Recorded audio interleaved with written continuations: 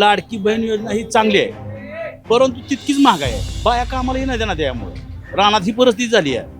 बाया कामाला येणार ते आता 1,500 मिळतात, उतर नवऱ्यालाच म्हणते त्या लई छान आहे तू. तर अशी परिस्थिती निर्माण झालेली आहे. बाजारभाव राहिलेला नाही शेतकऱ्यांच्या मालाला कुठलं काही. त्यामुळे एक तर आता त्या बागाच काढण्याची वेळ आलेली आहे आमच्यावर. राजकीय पक्ष तर सर्वच सारखेची, कोणता पक्ष येऊ फक्त शेतीमालाला चांगला भाव दिला पाहिजे एवढीच अपेक्षा. राजकारणाची झाली खिचडी. कोण तुतारी पळावते, कोण धनुष्यबाण पळावते, कोण घड्याळ पळावते. आरक्षण हे महत्वाचं आहे. शिक्षण आरक्षण द्यावं. नोकरीचं आरक्षण नसेल तर शिक्षणाबाबत जे डोनेशन वगैरे हा प्रकार आहे तो फार मोठा झालेला आहे. विधानसभेचे पडघम वाजल्यापासून आपण टॉप न्यूज मराठीच्या माध्यमातून वेगवेगळ्या मतदारसंघांमध्ये जाऊन तिथल्या मतदारांचं नेमकं काय म्हणणं आहे हे जाणून घेण्याचा प्रयत्न करतोय. आज मी आली आहे पुण्यातल्या मार्केट यार्डमध्ये. पुण्यातलं हे मध्यवर्ती मार्केट यार्ड आहे. पुण्यात जो काही भाजीपाला येतो तो सगळा इकडूनच येतो, फळं इथूनच येतात आणि इथे केवळ भाजीपाला आणि फळांचीच विक्री होत नाही तर विचारांची आणि मतांची देवाणघेवाण सुद्धा होते. हे तेच मार्केट आहे. जवळपास 25 ते 30 हजार मतदार या मार्केटमध्ये आहेत. त्यामुळे इथल्या मार्केटमध्ये नेमकी कुणाची चर्चा आहे आणि इथलेच जे व्यापारी आहेत, शेतकरी आहेत, त्यांच्या मनातला आमदार नेमका कोण आहे हे मी आज त्यांच्याशीच बोलून जाणून घेणार आहे. माझ्याबरोबर काही शेतकरी आहेत. या शेतकऱ्यांची त्यांच्या नेमक्या काय समस्या आहेत आणि त्यांच्या मनातला आमदार कोण आहे हे जाणून घ्यायचा प्रयत्न करणार आहोत आपण. तुम्ही कुठून आलात काका? मी मोहोळ तालुक्यातला आहे. माझं नाव संजय चव्हाण. आता आमचा म्हणजे मेन मुद्दा म्हणजे मराठा आरक्षणाचा संबंधातला आहे आणि मराठा आरक्षण जोपर्यंत आम्हाला मिळत नाही तोपर्यंत आम्ही जरांगे साहेब जे सांगतील त्या मतावर आम्ही ठाम राहणार आहे. याचं कारण असं आहे की आता जी हलाखीची परिस्थिती आहे आमच्या मराठा बंधूंची ती फार बिकट आहे. नवीन तरुण वर्ग बेरोजगार आहे. बेरोजगार सगळीकडे आहे, त्याचा विषय नाही. परंतु जी शैक्षणिक जे आम्हाला पाहिजे सवलती त्या आमच्या मुलांनाही मिळू शकत नाहीत. त्यामुळं जी कॅन्डिडेट चांगल्या क्वालिटीज आहेत त्यांना सुद्धा घसरण होती त्या शासनाच्या ह्याच्यामुळं. त्यामुळं महत्त्वाचा मुद्दा आम्हाला आरक्षणाचा आहे. आरक्षण हे महत्त्वाचं आहे. शिक्षण आरक्षण द्यावं. नोकरीचं आरक्षण नसेल तर शिक्षणाबाबत जे डोनेशन वगैरे हा प्रकार आहे तो फार मोठा झालेला आहे. त्यामुळं शेतकऱ्याला ही पेलवत नाही. शेतकऱ्याला हमीभाव नाही कुठल्या गोष्टीचा. मार्केट सारखं चढ उतार होतं, त्यामुळं वातावरण बेकार. त्यामुळे शेतकऱ्याची इतकी बिकट अवस्था आहे की सांगता सोय नाही, असा प्रकार आहे. राजकारणाचा विषय बोलायचं झालं तर शेतकऱ्याला ही भाजप सरकारने इतकं मातीमोल केलं आहे. शेतकऱ्याचा विषय वाईट परिस्थिती आहे सध्या. तर पहिल्यांदा आम्हाला शेतीमालाला हमीभाव आणि आरक्षण हा मुद्दा महत्त्वाचा आहे. सध्या तिकडे काय चर्चा आहे? राजकीय वातावरण कसं आहे? आता राजकीय वातावरण सध्या आता मी तुम्हाला पहिल्यांदाच म्हणलं की आम्ही आरक्षणाच्या बाबतीत बराचसा विषय असा आहे की आरक्षणाचाच जिकडे तिकडे जावं तो मराठा समाज आहे तो मोठा आहे. त्यामुळं जो फॅक्टर चालणार आहे मराठी फॅक्टर तो आरक्षणाच्या बाबतीत जो मुद्दा उचलून धरेल किंवा आता साधारण एखाद्या उमेदवारानं आम्हाला जाहीर पाठिंबा दिला आरक्षणाच्या बाबतीत तर त्याच्या मागं मराठा लॉबी मी म्हणतो जर मराठा उमेदवार असले तर त्या मागं 50% जाऊ शकते. पण जो मराठा मुद्दा उचलून धरेल त्यामागे 100% मराठा लॉबी जाऊ शकते. परंतु आता सध्याला तुतारीचं वातावरण आमच्या मोहोळ तालुक्यात फार चांगल्या प्रकारे आहे. कारण का प्रत्येकाची भावना अशी आहे जनतेतनंच उठाव आहे की तुतारीबद्दलचा शरद पवारबद्दलचा अस्मितेचा ही फार मोठी आहे. याचं कारण असं आहे की शेतकऱ्याला ह्या सरकारनं सगळं मातीमोल काम शेतकऱ्याची माती केल्याने ह्या भाजप युती ही जी आहेत यांनी फार मोठा नुकसान शेतकऱ्याचं केलेलं आहे. त्यामुळं हा शेतकऱ्याचा जाणता राजा पहिले जे म्हणत होतं शरद पवार साहेबांनी शेतकऱ्याची अस्मिता जाणण्याचा प्रयत्न पहिल्यापासून केला. त्यामुळं बरीचशी मंडळी 90-70% वर मंडळी की शरद पवारांच्या मागे जाण्याची दाट शक्यता आमच्या वर्गात मोहोळ तालुका मतदारसंघात बऱ्याचशा ग्रामीण भागामध्ये लाडकी बहीण योजनेचा प्रभाव खूप दिसतोय. तुमच्या इकडे दिसतोय का? नाही, लाडकी बहीण योजना ही चांगली आहे, परंतु तितकीच महागाई आहे. भयान महागाई आहे. तुम्हाला तेलाचा पुढं साधारण आता मी एक गरीब कुटुंबातला आहे, साधारण मध्यमवर्गीय कुटुंबातला आहे. तेलाच्या पिशवीचं प्रमाण तेलाची पिशवी पहिली 95 होती, आता 125 रुपयाला शेतकरी म्हणजे ग्राहकाला घ्यावं लागतोय. त्याचा बी कुठे विचार करायला पाहिजे. नुसतं तेलाच्या एका आयटममध्ये विचार करा. तेलाचं कॅल्क्युलेशन तुम्ही महाराष्ट्रात किती जात आहे तेल विक्री त्याच्यावरनं विचार केला तर कमीत कमी 200% तेलात नफा नुसता आहे. जी आपल्या बहिणीला जी अमाऊंट जात आहे त्याच्या दुप्पट नफा ही सरकार खाते. त्यामुळं ती इकडून एकीकडून लाडक्या बहिणीला 1,500 द्यायचा प्रयत्न करते, पण इकडून तिच्या नवऱ्याच्या खिशातलं भावाच्या खिशातलं मरणाचं दुपटी तिपटीनं पैसे ती घेते. आता शेतकऱ्याचा विषय घ्या, जीएसटी त्यांनी शेतकऱ्यावर वाढवली आहे. केंद्राची वाढवलेली नाही, महाराष्ट्र शासनाची जीएसटी वाढली आहे. त्यामुळे जीएसटीचं एवढं आता आम्ही फवाराची औषधं घ्या, कुठली बी औषधं घ्या, त्याच्यावर जीएसटी वाढलाय. ह्या सरकारचा महाराष्ट्र शासनाचा जीएसटी वाढलाय. त्याचा विचार करणं गरजेचं आहे. म्हणजे बहिणीला दिलं म्हणून का उपकार केलं नाही तर उलट तिच्या नवऱ्याच्या खिशातलं तिच्या भावाच्या खिशातलं पैसे ती काढून घ्यायला लागलेली आहे. असा प्रकार झाला. त्यामुळे ही बहीण म्हणजे निवळ याड्याचा बाजार झालाय. बाया कामाला येणार ना, त्यामुळं रानात ही परिस्थिती झाली आहे. बाया कामाला येणार दे, आता 1,500 मिळते तर उतर नवऱ्यालाच म्हणते त्या लय छान आहे तू. अशी परिस्थिती झाली आता गावात. तुम्ही खेड्याला गाव लेवलला जाऊन तुम्ही बघून बघा, लय बेकार कंडिशन आहे त्याचं.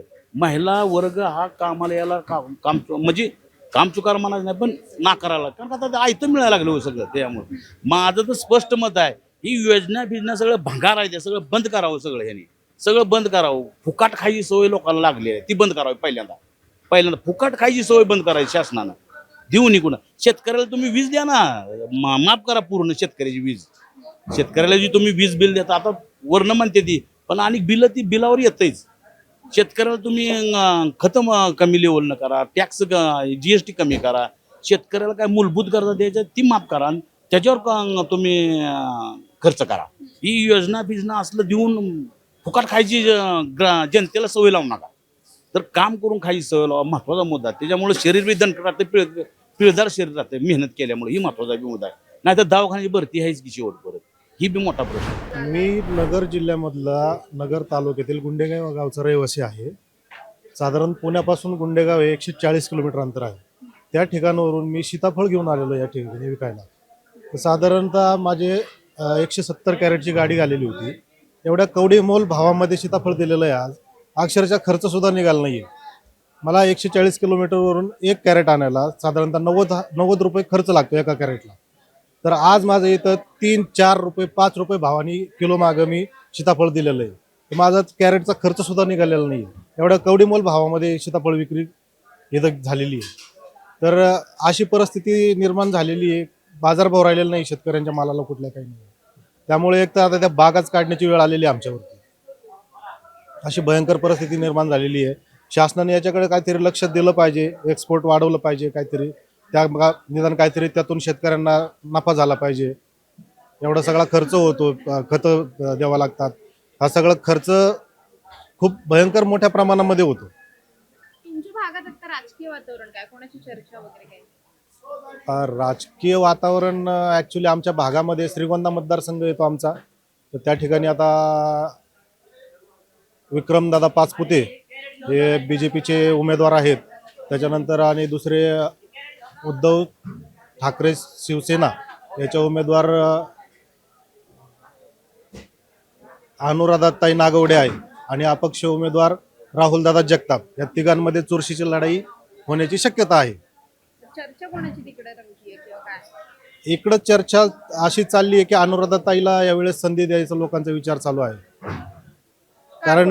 कारण या अगोदर बबनराव पाचपुते आमदार जे होते त्यांना 25 वर्ष संधी दिलेली होती श्रीगोंदा मतदारसंघाने. त्यांनी थोड्याफार प्रमाणामध्ये काही सुधारणा केल्या, पण काही भागामध्ये रस्त्यांची अजून बिकट अवस्था आहे. त्याच्यामुळं आता लोक तर अनुराधाताईंनाच हे करत आहेत. आणि अपक्ष उमेदवार जे आहेत राहुलदादा जगताप, त्यांना 1 टर्म दिलेली होती लोकांनी. त्यांनी पण काही फारशा प्रमाणामध्ये सुधारणा केलेल्या नाही. सध्याचं एकंदरीत तुम्हाला महाराष्ट्राचं वातावरण काय वाटतं? कोण सत्तेत येऊ शकतं, कोण जिंकू? महाविकास आघाडी येऊ शकते. लाडकी बहीण योजनेचा परिणाम होईल असं वाटतं लोकांवर? लाडक्या बहीण योजनेचा परिणाम होणार नाही बहुतेक. कारण जेवढं ते सरकारने दिलेलं आहे लाडक्या बहिणींना, तेवढं परत लाडक्या भावांकडून काढून घेतलेलं आहे, वसूल केलेलं आहे. त्याच्यामध्ये जो आपला किराणा आहे, जो सर्वसामान्यांच्या घरामध्ये येणारा, तर तो साधारणतः सर्रास सगळ्या मालावरती GST वाढवलेला आहे त्यांनी. तर त्याच्यामुळं काय झालंय, जे आता 105 रुपये 100 रुपये किलोचं तेल होतं ते आता 140-160 रुपये किलो झालेलं आहे. शेंगदाण्याची तीच परिस्थिती आहे. या पद्धतीनं सगळ्याच किराणा मालावरती परिणाम झालेला आहे याचा.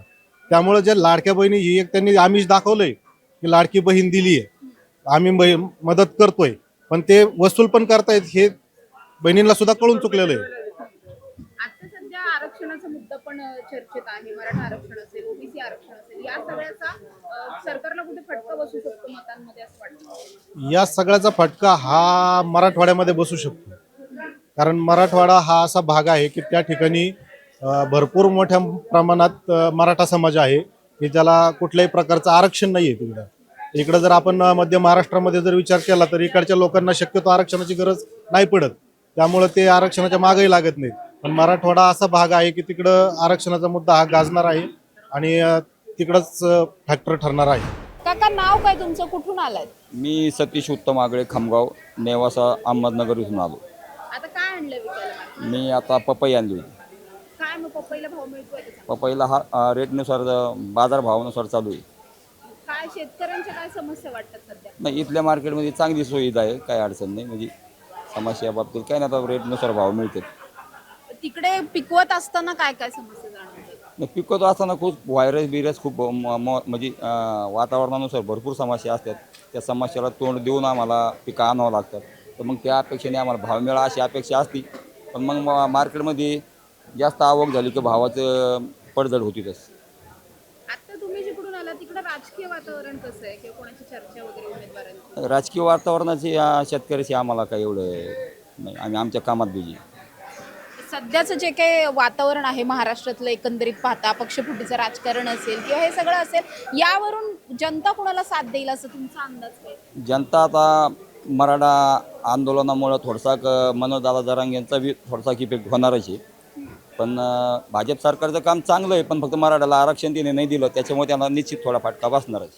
लाडकी बहीण योजनेचा परिणाम होईल? नाही, लाडकी बहीण योजना चांगली आहे, पण शेतकऱ्यांच्या भावाचं काय? शेतकऱ्यांना हमी भाव देतो लाडकी बहिणी पैसे, आम्हाला त्याचं 1,500 काय होणार आमच्या महिलांना सुद्धा. आता सरकारने इतकं कर्जमाफी असेल, सौर पंप असतील वगैरे अशा बऱ्याचशा योजना काढलेल्या आहेत. या सगळ्याचा शेतकऱ्यांचा खरंच फायदा होतोय? योजनेचा फायदा होतोय, पण सर्व शेतकऱ्यांना होतो असं नाही ना. त्याच्यात बी सुद्धा आरक्षणानुसारच देऊ राहिलेत नाही. मग तुम्हाला काय वाटतं, कोण निवडून आलं तर सरस शेतकऱ्यांना दिलासा मिळेल थोडंसं? आता राजकीय पक्ष तर सर्वच सारखेच आहे. कोणता पक्ष येऊ, फक्त शेतीमालाला चांगला भाव दिला पाहिजे, एवढीच अपेक्षा. आजोबा, तुमचं नाव काय, कुठून आलात? नाव माझं बबन लोणकर, बबन शाबू लोणकर. गाळा नंबर 570. मार्केटला गाळा आहे आपला. आणि आम्ही आलोय कोलडून खेडेगावातून. खेडेगावात अशी परिस्थिती आहे, राजकारणाची झाली खिचडी. कोण तुतारी पळावतोय, कोण धनुष्यबाण पळावतोय, कोण घड्याळ पळावतोय, कोण कमळ पळावतोय. आता नेमकं काय होईल? आणि कमळाने केली लाडकी बहीण. आता लाडकी बहीण कुणाला जाती, कुणाचं मतदान देती, कुणाला काय करती, विजय हा कुणाचा सांगता येणार नाही. चालली परिस्थिती आत्तापर्यंत चालली.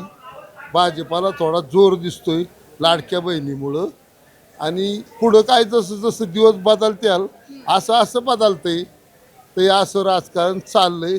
तर सर्वसाधारण तुम्ही आता एवढा त्रास घेताय, पण बहुमत कुणाला मिळेल आत्ता कुणी सांगू शकत नाही. ते जे उभे राहिलेत ना, ते सुद्धा सांगू शकत नाही.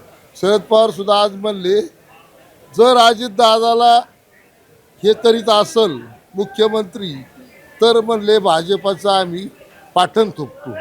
असं आज त्यांचं एक वाक्य ऐकलं. एवढ्यापर्यंत अशी परिस्थिती आहे.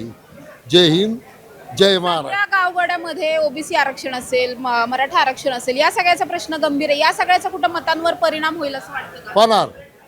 ह्या जरांगे यांना पाटील, जरांगे पाटलाचा ठराविक ज्या लोकांनी विरोध केला आहे, छगन भुजबळ, तुमचे देवेंद्र काय त्याच्या डोळे, तो याचा धनंजय मुंडे, अशा काही लोकांनी विरोध केला आहे.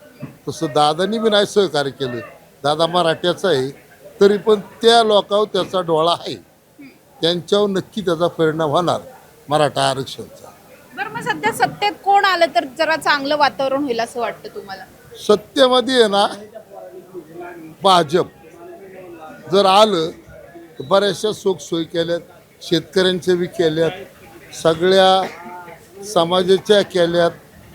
व 60 वर्षाच्या पूर्वी जे काही वृद्ध लोक आहेत त्यांच्यासाठी सवलती आहेत, दवाखाने आहेत.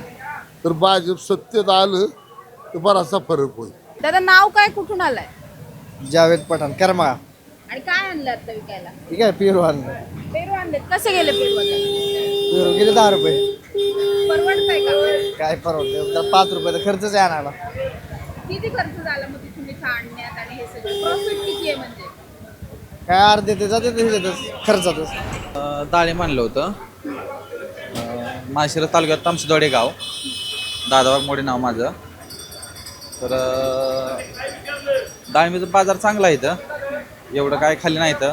फक्त काय होतं, मालाची क्वालिटी देण्यावर राहतं. या किती जरी मंदी मार्केटला असली, चांगला माल असला तर शिल्लक राहत नाही आणि चांगल्या भावात जातो. या आता शेतकरी म्हणून पिकवताना किती अडचणी येतात? आता शेतकरी म्हणलं तर आता उन्हाळ्याचा पावसाळा आणि पावसाळ्याचा उन्हाळा झाला आहे, तर कधी पण पाऊस पडतोय. थंडीचं वातावरण जास्त आहे सध्या, त्यामुळं कुठं कळीगळ सेटिंग झालेलं फळं काय अडचण नाही आहे सध्या. तेलकट प्रमाण वगैरे ह्या वातावरणात जास्त त्रास होतो. या त्या त्रासाच्या मानाने काय एवढा भाव नाही, पण त्यातून पण जर चांगलं पीक आलं तर चांगला दर भेटतो. या असं काय नाही की म्हणजे डाळिंबीसारखं दुसऱ्या पिकांचे पैसे पण होत नाहीत. फक्त करणारा पाहिजे, केल्यानंतर सगळं व्यवस्थित होतं. तर आता तुमच्या भागात राजकीय वातावरण काय, कोणाची चर्चा आहे, कुठल्या पक्षाची किंवा उमेदवारांची? राजकीय वातावरण म्हणलं तर तसं सध्या आता आमचं जानकरच, उत्तमराव जानकर. असं वाटतं हां, काय 100% त्यांनी कामं केली किंवा काय करावं असं तुम्हाला वाटतं आणखी? नाही, जे जे आता आमच्या शेतकऱ्यांसाठी काय गोष्टी असतील बऱ्याच, आता जास्त आपण राजकारण नसतो, शेतीत जास्त असतं. म्हणजे कोण काय पण जास्त लोकांच्या चर्चेतून तर जानकरचाच विषय आहे. बरं, जे कोणी निवडून येतील ते त्यांनी तुमच्या गावाकडच्या भागात काय विकास करावा असं? विकास करण्यासारखं म्हणलं तर आता काय ना, आम्हाला पाण्याची सोय आहे, लाईटीची सोय आहे, 24 तास लाईट आहे, रस्त्याची सोय आहे. विकासासारखं म्हणलं तर काय, थोडं शाळेला जाण्या येण्याची सोय मुलांची नसते. काका कुठून आलात तुम्ही आणि काय पिकतंय तुमच्या इकडे? आम्ही राजगड तालुक्यामधून आहे, तिथं माल घेऊन येतो आहे. तर शेतामध्ये जरी बाजार असतील, तांदळा आमच्याकडं भातच पिकतं फक्त. भात पिकतं, पण भाताला आमच्या तांदळाला बाजार नसतात. तर शेतकऱ्याला मग त्या गोष्टीत परवडत नाही. आता कसं काय वाटतं, शेतकऱ्यांसाठी काय करायला हवंय सर? आता शेतकऱ्यांसाठी जे आता हे सत्तेत आहे, त्यांनी काहीतरी केलं पाहिजे ना. तांदळासाठी आमच्या बाजार पाहिजे.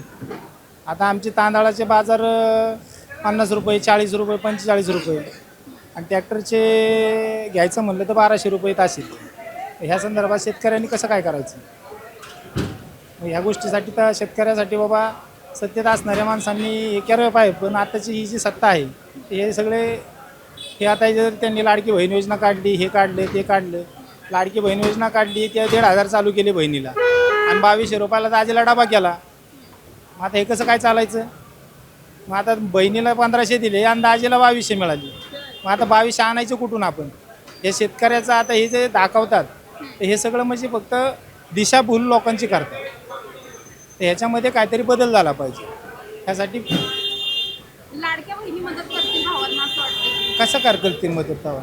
काय नाही, कोण नाही. जो तो सत्तेसाठी शानपण दाखवलेलं या लोकांनी, बाकीचं कोण काय करत नाही. सत्तेमध्ये बदल झाला पाहिजे. लोकांची जी सेवा आहे ही जनतेने ओळखून यांनी केलं पाहिजे. बरं, आता मनोज जरांगे फॅक्टरी पण लोकसभेत आपण पाहिलं की हो. खूप चांगला कामी आला होता. आता कुठेतरी या सगळ्याचा परिणाम होईल वाटतं, मराठा आरक्षण किंवा ओबीसी आरक्षण? आता मराठा आरक्षणाचं सांगायचं तात्पर्य म्हणलं तर मनोजदादा जरांगे हे एकटे काहीच करू शकत नाही. याच्या पाठीमागं समाज आहे. पण हे जे सत्तेमधले आहेत, ही लोक त्यांचा कोंडेपणा करतात. त्यामुळं आहे ना, आता काही कोण कोणावरही आरोप असं करतो. आता ते हाके जरी झाले तरी काही विरोधातच बोलतात ना. मग आता मला सांगा की शेतकऱ्याची पोरं आहेत, तर त्या मुलांना आरक्षण पाहिजे ना, नको आहे? आता माझी स्वतःची मुलगी पोलीस भरती करते, मग आरक्षण का नको आहे? आता माझा जोडीदार आहे ह्याचा वेल्ल्यामधला, म्हणजे राजगड, तर तिथला त्यांनी PSIची परीक्षा दिली होती. PSIची परीक्षा दिली होती तर 56चं मेरिट होतं ओपनला, आणि OBCला 45चं. तर त्याला 55 हे पडून तो नाही झाला आणि 45वाला झाला. मग ह्याच्यात कसं काय करायचं? मग आरक्षण का नको आहे? आरक्षण हे सर्वांना पाहिजे, एक सारखं आरक्षण झालं पाहिजे. तर मग हे सगळे जे तुमचे समस्या आहेत ते कोण निवडून आलं कोण सत्तेत आलं तर लवकर सॉल्व्ह होतील वाटतं. आता ही महाविकास आघाडीच आली पाहिजे, महाविकास आघाडीचं सरकार आलं पाहिजे तरच काहीतरी. इकडे कोणाची चर्चा आहे? आमच्याकडं संग्रामदादा परत येतील असं वाटतं. 100% येणार. काय येणार ते बी सांगतो तुम्हाला. हे जी लोक आहेत हे जे आता म्हणजे काय झालंय, हे पक्षपाती म्हणजे स्वार्थासाठी यांनी पक्ष बदललेले आहेत, जनतेसाठी नाही. जनता ठरवणार आहे काय करायचं आणि काय नाही. मग ह्यांनी काय केलेलं आहे, इथं तिकीट नाही भेटलं म्हणून ते तिकडे गेले, तिकडून नाही भेटलं. पण जे तुम्हाला लोक वोटिंग करणार आहेत त्या लोकांनी चा विचार केलेला आहे का, यांनी यांच्या स्वार्थाचा विचार केलेला आहे. तसं संग्रामदादा थोपटे हे आता गेले 15 वर्ष आमदारच आहेत आणि त्यांनी बऱ्यापैकी म्हणजे आमच्याकडं आमच्या गावचा तर 100% त्यांनी प्रॉब्लेम सॉल्व्ह केलेला आहे. आणि आत्ताच्या वेळेस तर ते काय झोपतच येणार आहे तिशी, त्याचा काही विषयच नाही. काका तुम्ही शेतकरी पण आहात व्यापारी पण आहात, दोन्हीकडच्या बाजू तुम्हाला माहिती आहेत. काय समस्या आहेत नेमक्या? बाजार इलेक्शन संदर्भात बोलू. व्यापारी म्हणून की शेतकरी म्हणून सांग नाही, मी स्वतः व्यापारी पण आहे, शेतकरी पण आहे. माझं गाव उदाचीवाडी, माझं नाव बाळासाहेब दगडू मगर. आमच्या इथून शेतीतून सीताफळ पेरू हे आमचं मूळ उत्पादक आम्ही आहे. इलेक्शनच्या संदर्भात बोलायचं म्हणलं पुरंदर हवेली विधानसभा हवेली मतदारसंघ त्या संदर्भात बोलायचं म्हणलं तर आमच्याकडे शिवतारे बापूंच्या माध्यमातून गेली 2009 पासून आतूनात कामं चांगले झालेले आहेत. त्यामध्ये पुरंदर उपसा असेल 19% मध्ये लाईट बिल करून दिलं. बापूंच्या जोपर्यंत अस्तित्व होते ह्याच्यात तोपर्यंत आम्हाला पाण्याचा तुटवडा कधीच केला नाही. 5 वर्षामध्ये पाण्याचं खूप आतोनात लोकांची आमच्या इथं ऊसाचं ह्याचं बऱ्याच लोकांचं शेतीचं नुकसान झालेलं आहे. बापूंच्याकडनं भरपूर शेतीची माझी मिसेस सविता बाळासाहेब मगर सरपंच होऊन 1 वर्ष पूर्ण झालं.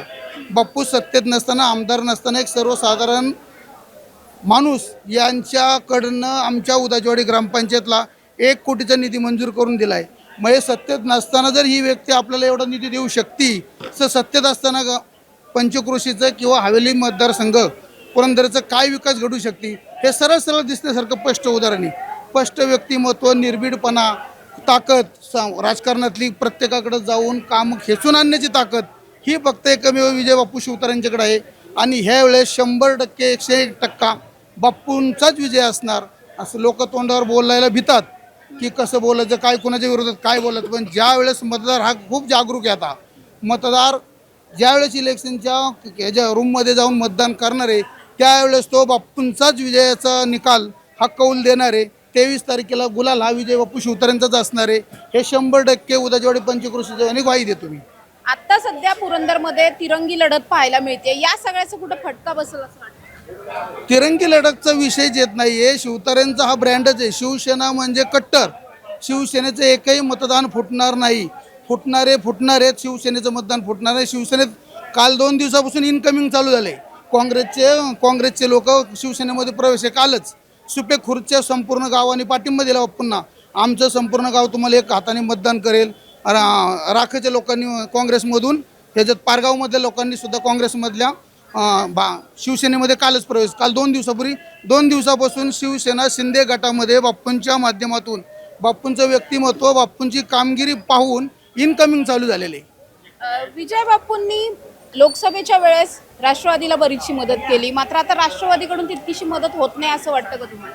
आत्ता कसं झालेलं आहे, बापूंनी त्यावेळेस सगळ्या महायुतीचा शब्द पाळला गेला. आत्ताही बापूंना ते अपेक्षित होतं. पण शेवटी वरच्या लेवलला त्यांचं काय राजकारण झालं असेल ते. पण आजही आमच्या मनात, शिवसेनेच्या लोकांच्या मनात आहे की त्यांच्या पक्षाच्या लोकांनी बापूंना मदत करावी. आमची वैयक्तिक माझी इच्छा आहे की बापूंनी तुम्हाला मदत केली ती त्याचे ऋण म्हणून, उतराई म्हणून तुम्ही बापूंसाठी मतदान करावं ही माझी प्रामाणिक इच्छा आहे. बरं, सध्या लाडकी बहीण योजना असेल किंवा मराठा आरक्षण, ओबीसी आरक्षणाचा प्रश्न असेल, या सगळ्याचा मतदानावर परिणाम होईल वाटतं का? लाडक्या बहीण योजनेमधून 20% मतदान हे वाढणार आहे. महिलांचं मतदान हे चांगल्या व्यक्तिमत्वाला म्हणजे पुरंदर हवेली मतदारसंघातून विजय बापूंना 20% फक्त महिलांचं मतदान एक्स्ट्रा वाढणार आहे. पहिलं जे त्यांच्या गटाचं आहे शिवसेने गटाचं त्याच्यापेक्षा 20% मतदान जास्त होणार आहे. जरांगे फॅक्टरचा आमच्याकडे जास्त असा विषय नाही आहे. त्यांचा त्यांच्या भागामध्ये थोडासा इफेक्ट होईल, आमच्याकडे नाही जास्त काय. पुण्यातल्या या मार्केट यार्डमध्ये वेगवेगळ्या भागामधून शेतकरी येत असतात. आपला जो काही शेतीमाल असेल तो विकण्यासाठी येतात. फळबागा असलेले काही शेतकरी आहेत, काही भाजीपाला विकणारे शेतकरी आहेत. या सगळ्याच शेतकऱ्यांशी आज मी बोलली आहे. या शेतकऱ्यांचा मूळ मुद्दा आहे तो हमी भावाचा. आम्हाला बाजारभाव मिळाला पाहिजे, हमी भाव मिळाला पाहिजे, हाच एक मुद्दा लावून धरताना सगळे शेतकरी पाहायला मिळतात. त्याचबरोबर त्यांच्या भागांमध्ये राजकीय परिस्थिती नेमकी काय आहे हे सुद्धा सांगताना आपल्याला इथले शेतकरी पाहायला मिळतात. त्यामुळे आता या सगळ्याच भागांमध्ये लाडकी बहीण योजना असेल, आरक्षणाचे प्रश्न असतील किंवा एकंदरीतच विकासाचे मुद्दे असतील, या सगळ्यावरती हे राजकारण कसं नेमकं फिरणार आणि इथली लोक कोणाला मतदान करून कोण निवडून येणार यासाठी आपल्याला 23 नोव्हेंबरची वाट पाहावी लागणार आहे. कॅमेरा पर्सन निलेशसह समृद्धी जाधव, टॉप न्यूज मराठी, पुणे. 288 जागा, हजारो उमेदवार. सत्तेच्या खुर्चीत कोण बसणार, कोण हरणार, कोण जिंकणार, कोणाच्या बाजूनं कौल लागेल, कोण होणार उद्याचा आमदार, कुणाचा करेक्ट कार्यक्रम होणार, पत्रकारांच्या नजरेतून कोण वरचढ ठरणार, यंदाच्या निवडणुकीत कोण बाजी मारणार. उमेदवार म्हणतायत मीच होणार आमदार. महाराष्ट्राच्या कानाकोपऱ्यातून थेट मतदारसंघात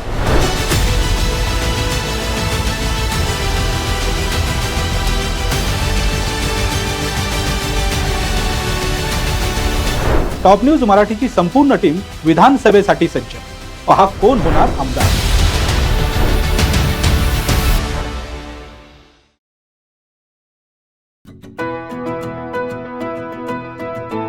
पंचवीस वर्षांचा प्रदीर्घ अनुभव व अत्याधुनिक तंत्रज्ञान यांनी सुसज्ज असे पुण्यातील आकाश आय क्लिनिक व लेझर सेंटर. रोबोटिक पद्धतीने वेदनारहित मोतीबिंदू शस्त्रक्रिया, तेही विना टाका व विना इंजेक्शन. मेडिक्लेमची सुविधा व सेम डे डिस्चार्ज. लेसिक लेझरने चष्म्यापासून कायमची मुक्ती फक्त 10 मिनिटात. काचबिंदू, रेटिना, ड्राय आय, मायोपिया अशा अनेक डोळ्यांच्या विकारांवर उपचार म्हणजेच आकाश आय क्लिनिक आणि लेझर सेंटर.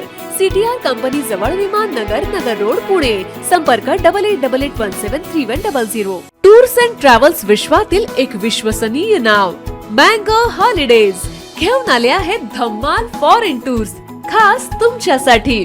एक्झॉटिक युरोप 17 रात्री 18 दिवस, साऊथ आफ्रिकन सफारी 9 रात्री 10 दिवस, नॉर्दर्न लाईट्स 8 रात्री 9 दिवस, दुबई अबुधाबी 5 रात्री 6 दिवस, व्हिएतनाम कंबोडिया 8 रात्री 9 दिवस. तर आजच आपली सीट बुक करा आणि आपल्या फॉरेन टूर्स मेमोरेबल करा. मँगो हॉलिडेज म्हणजेच अविस्मरणीय सहलीचा अनुभव. मँगो हॉलिडेज, 4था मजला, स्वोजस कॅपिटल अतिथी रेस्टॉरंटच्या वर, लॉ कॉलेज रस्ता, पुणे 4. संपर्क पुणे 83 839 505 किंवा 80 80 81 74 54. मुंबई 83 839 503 किंवा 96 53 18 74 78. Come on guys, hurry up. अरे सुन ना, एक ब्रेक ले लेते हैं. Guys, I am telling you, तुम लोगों को सही से ट्रैकिंग नहीं आता. But that's okay, you can learn. रोज का ढक्कन देना. तो ये रेड वाला है, सही वाला देना. अबे ढक्कन, पहले तो सही पानी पीना.